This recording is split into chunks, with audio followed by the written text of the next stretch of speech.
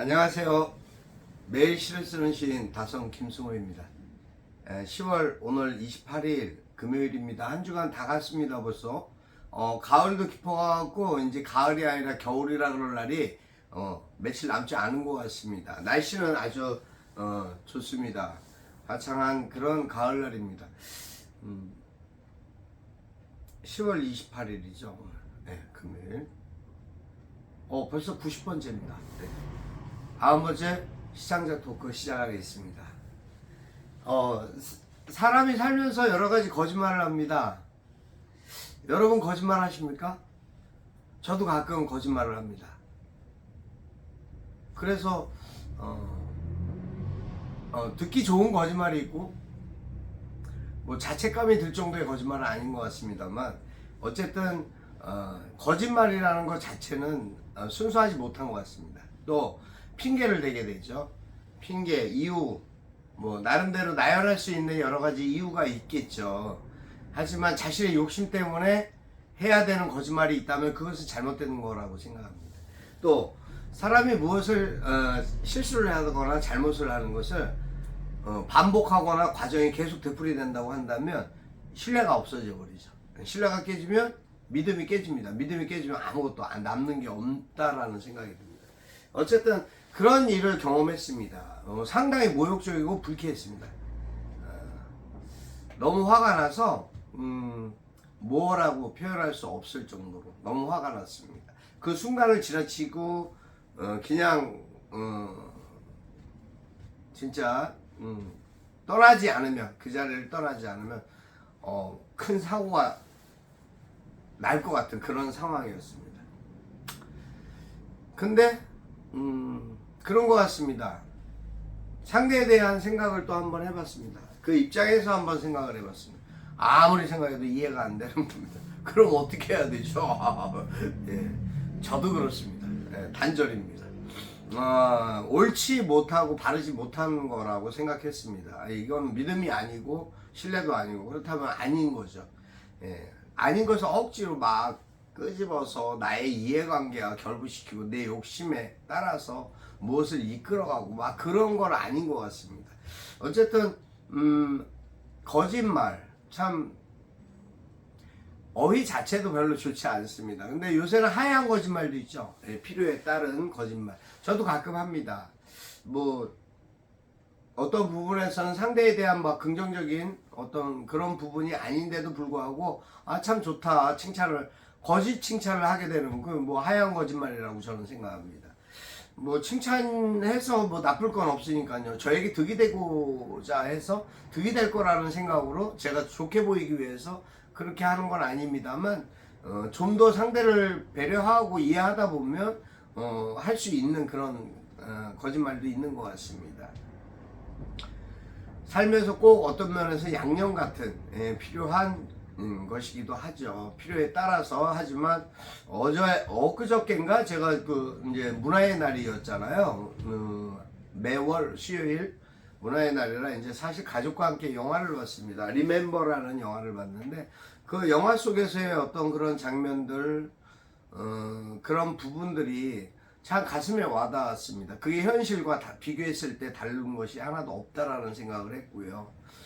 그 영화 속에서의 주인공은 김치덕 장으로 나왔는데 사실은 그 뭐 일본 인천에 있던 그 유명한 그분이 그분 역할이 아닐까라는 생각을 했습니다. 뭐 그건 뭐 다 아는 사람들은 다 압니다. 근데 모르는 척하고 국가가 덮어놓고 가는 거죠. 하지만 아는 사람은 다 알죠. 친일과 그런 잘못한 부분들에 대한 사람 역사라는 건 자꾸 덮는다 그래서 없어지거나 감춰지지 변화되지는 않는다고 봅니다. 물론 과거에는 가능했을 수도 있었습니다. 뭐 고려시대, 이조시대, 뭐 조선시대 일들은 가능했을 수도 있었겠죠. 하지만 그렇지 않은 그 반대 설화 같은 것 내용들이 이제 발견되고 그러면서 아니었다를 그렇지만은 않다라는 진실이 나오죠. 왜냐하면 항상 정론이 있으면 반론이 있으니까요. 그들은 자신의 힘과 권력으로 인해서 감추고 포장하고 그렇게 하고 싶죠. 거짓으로 그 현상을 만들어 놓고 이해시키려고 하는 부분도 있었겠지만 결과적으로 반대쪽에서 바라본 시각에서의 입장은 완전히 딴판이었던 거죠. 그러한 것이 모략이라는 식으로 매도할 수 있는 건 아니지 않을까. 그래서 역사가들이 계속 글을 쓰고, 그래서 문인이, 시인이 굉장히 중요한 역할입니다. 진실, 그 현실에 대한 진실성 있는 글을 남길 수 있기 때문이죠. 그 글을 짧게 남으면 시고 길게 남으면 수필이고 평론이 됩니다. 예, 그러한 부분, 그것이 결국은 극작으로 해서 소설화되기도 하고요. 그러니까 글을 쓴다라는 것은 굉장히 중요한 1차적으로 양심적인 기본이 되어 있어야 되고요. 2차적으로는 아주 그 현실을 바라보는 냉철한 그런 판단력이 또 필요한 것이라고 생각합니다. 그래서 시인이라는 것에 대한 자부심이 저는 굉장히 남들보다 어느 누구보다 굉장히 높습니다. 높기 때문에 또 제 자신에 대한 자존을 지키고 열심히 살아가고 있는지 모르겠습니다. 글쎄 저는 뭐 사람들은 뭐 돈 그러는데 저는 그렇게 돈에 대해 막 구애받고 돈 벌고 싶은 마음 벌고 싶은 마음이 있습니다. 예, 필요한 만큼만. 예, 굳이 내가 막 부자여야 되고 부유해져서 무엇을 막 해야 된다는 그런 욕심은 절대 없습니다. 갖고 싶지도 않습니다. 갖고 있지도 않습니다. 있어 봤고 해봤고 하고 있기 때문에 아무 그런 욕심은 없습니다. 단 그것으로 인해 갖고 더한 과욕이 생기고 무분별한 그러한 부분들이 생긴다고 한다면 제가 봤을 때 불행한 거죠. 불쌍한 겁니다. 그래서 불편한 그런 관계들도 많이 있습니다. 어쨌든 시라는 것에 대한 매력이 있습니다. 여러분 그 시인이 되기까지의 어떠한 과정과 노력이라는 게 굉장히 필요한데요. 뜬금없이 하나의 감투나 벼슬을 따는 것 마냥의 어떤 견장 하나 단다는 식의 시인이 되는 그런 분들도 많이 있습니다. 현실적으로도요. 과거에는 더했습니다. 자, 그렇다고 봤을 때 여러분 어떻게 생각하십니까? 여러분 어떤 시인이 되시고 싶으세요? 그러면 그 글을 쓰셔야 됩니다. 글을 쓰시는 것이 저같이 매일 안 쓰시더라도 최소한 한 달에 한 작품 정도는 써야지 시인이고 작품 활동을 하고 있는 예술인이다 라고 저는 얘기한다고 생각합니다. 작품에 따른 성향이 다 다를 수 있습니다. 수필도 마찬가지입니다. 어떠한 부분이든 자신의 일과 속에서 여가를 활용해서 해야 할 일은 하고 써야 할 일은 써야 되는 것입니다. 내 직업이 맞지 않아, 내 일이 현실적으로 어려워, 시간이 없어. 사실 시간이 없다라는 말은요, 누구에게나 거짓말과 같습니다. 변명이 지나지 않습니다. 시간이 없는 사람은 하나도 없습니다. 그러면 죽었어야죠. 살아 숨쉬고 있는데 시간이 왜 없습니까? 자신의 생각과 마음이 없는 것이죠. 그러니까 표현이라는 것은 어떻게 하느냐에 따른 것이 아니라 그 가치와 그 마음에 있는 중심이 무엇을 바라보고 이야기하느냐가 중요한 거라고 저는 감히 그렇게 생각을 하고 있습니다. 저는 매일매일 나름 이제 행복하다고 생각합니다. 행복할 수밖에 없죠. 왜? 제가 좋아하는 일을 하고 있습니다. 바빠도 제가 좋아하는 일을 하고 있기 때문에 너무 힘이 납니다. 또 열심히 그 일에 대한 일들을 찾아다니고 열심히 일합니다.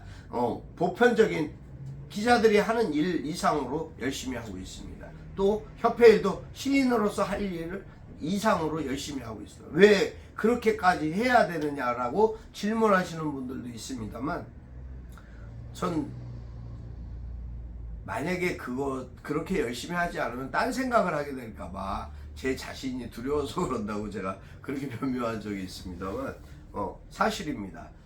헛짓거리 안 하려고 열심히 하고 있습니다. 남들은 뭐 골프도 배우고 좀 골프도 치러 다니고 하면 좋겠다 뭐 그런 초대를 많이 받습니다만, 글쎄 제가 살면서 딱 한 가지 잘하고 있는 게 하나 있습니다, 여러분. 뭔지 아세요, 혹시? 분수를 아는 겁니다. 분수를 알게 되면 분수를 지키게 됩니다. 분수를 알게 되고 분수를 지키게 되면 자기의 본분과 가치를 파악하게 됩니다.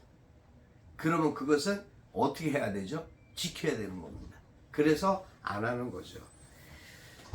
저는 오늘 가을과 올이라는 글을 써봤습니다. 어디지? 뭐 동네에 이렇게 호수가 있습니다. 그래서 가을과 올이 읽어드리겠습니다. 다선 김승우. 그대가 올 줄 몰랐습니다. 오리 가족이 가을날에 나를 맞으며 들려준 말. 내 마음도 따뜻하게 답을 합니다. 가을이 가기 전에 찾고 싶었기에 잔잔한 호수를 바라보고 싶어 가을을 핑계로 찾았습니다. 다정한 오리 가족의 모습에 짙어가는 가을이 감사로 행복해집니다. 여기까지입니다. 그 호수에 그 잔잔한 물살을 헤치면서 그 햇살을 받으며 오리가 이렇게 오리 가족들이 사실은 두 마리가 아니었습니다. 오리 가족이 많았는데요. 두 마리만 이렇게 이쪽으로 와갖고 데이트하는 듯한 그 모습을 이제 보면서 사실은 그 호수는 양주에 있습니다. 네. 집 근처 양주 가까운 동네에 있는데요. 사마리라고. 하여튼 너무 좋았습니다. 많은 걸 생각하기 위해서 갔습니다. 답답한 마음을 달래기 위해서도 갔습니다. 또 찾아가 보고 싶어서 갔습니다. 가을이 가기 전에 찾고 싶었습니다. 아무튼 제가 살고 있는 이 현실 속에 많은 일들 제가 다 감당할 수는 없습니다. 또 제가 다 표현할 수도 없습니다. 제가 바라보는 시각과 시야가 한정되어 있기 때문이기도 합니다. 남들보다 평범한 이들보다는 좀 더 넓고 깊이는 있습니다만 제가 바라볼 수 있는 공간은 한정되어 있는 게 맞는 것 같습니다. 누구든 마찬가지입니다. 그 내부 안에서의 바라볼 수 있는 시각적인 편차가 다 다르겠죠. 여러분 어떻게 생각하세요? 여러분들이 계시는 그 자리에서 여러분들의 입장과 여러분들의 눈과 마음과 생각을 한번 어떤 치우치지 않고 바르게 보시고 바르게 판단하는 그런 사람이 애국자 아닐까요? 그런 사람이 시대가 다르지만 자유를 진정한 자유를 평화를 원하는 그러한 소시민이 아닐까 저는 그렇게 생각합니다. 여러분 오늘도 기쁜 마음, 건강한 마음, 행복한 마음으로 한 주 마무리 잘 하시고요. 여러분의 행복을 정말 기원합니다. 항상 꼭 이렇게 마무리 멘트 할 때 무슨 말씀으로 좀 더 이렇게 좀 좋은 말씀을 드릴 수 없을까 생각하는데 그 생각한 그 중심에 항상 준비되어 있는 게 있습니다. 행복하셔야 됩니다. 여러분 건강하셔야 됩니다. 이왕이면 기뻐하십시오. 그래야 세상이 편하고 내 마음이 편하고 내 마음의 상처가 덜 하다는 생각이 듭니다. 여러분의 행복을 빕니다. 다솜 김승호였습니다. 감사합니다.